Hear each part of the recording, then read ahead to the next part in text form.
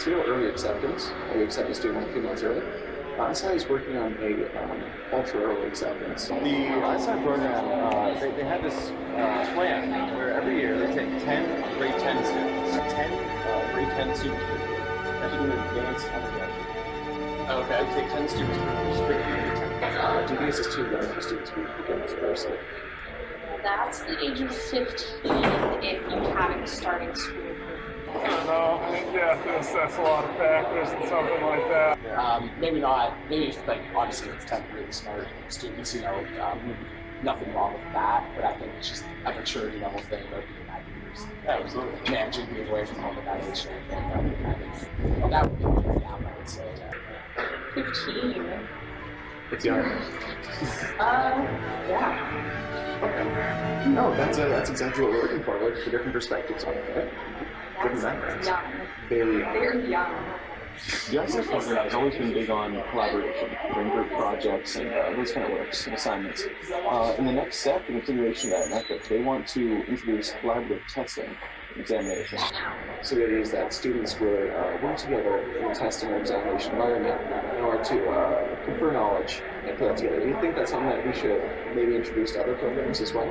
Is this like on a project, like we're given a test and we all get to work together and answer the test? Kind of more like the midterms and final exams. I think it's like a really cool idea, especially I know a lot of programs already have a lot of collaborative work, these PPLs and all that. I think it's a really effective way to have student engagement and just looking for their students and stuff. I feel like that's a bit risky. It's an issue of scale. Considering most of science tests for us, or at least in my program, we have multiple choice scantrons because they can't even mark them quick enough. So due to recent funding cuts within the program, our teacher to student ratio has recently dropped from one teacher per 10 students down to one teacher per 8 to one teacher per 10. Do you think this is still enough attention for students to effectively learn? I think super wonderful way to concept. No, it's tricky. Your program has a really, really unique layout, and so with that, it demands a certain amount of circumstances. So if you, as an iSNL student, feel like your educational experience is suffering because of that cut, it's not necessarily acceptable. I think especially within the iSNL program specifically, yes, because for other programs, the need for that attention might not be as dire as it is for iSNL. You guys have so much integration, hence the point of the program. So you do need more one-on-one attention, you need more access to profs, and if they're constantly going to be attending to the other, say, 9 students all the time, having office hours or what have you for the other students. So the 10th student might not get the attention they would otherwise get because they were the 8th student. Right. So do you think that is too many students for too few profs?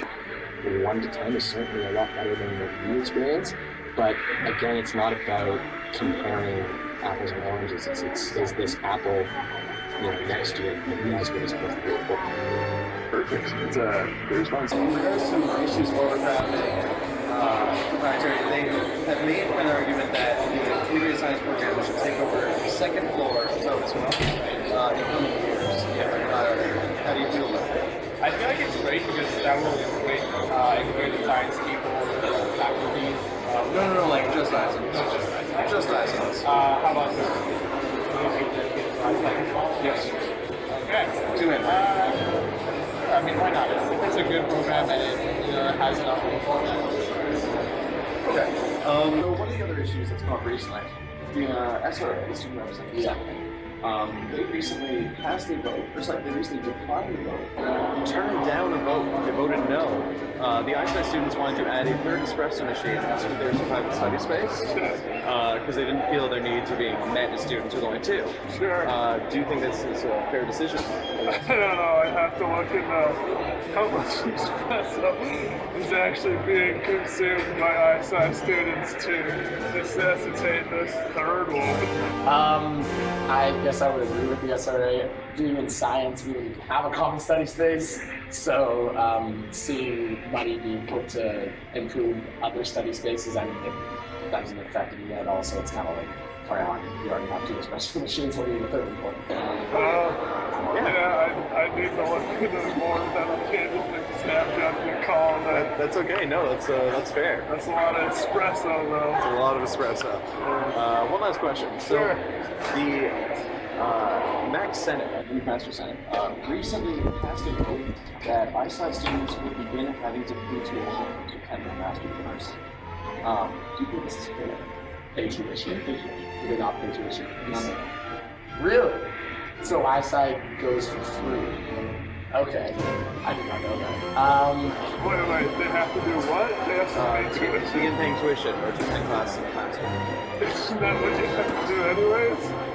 No. Wait, so what's the standard policy? They do not pay tuition. You have to pay tuition? We don't have to. It's kind of other students in the faculty kind of pay a little extra every year in order to fund the 40 iSci students per year. That's some bullshit.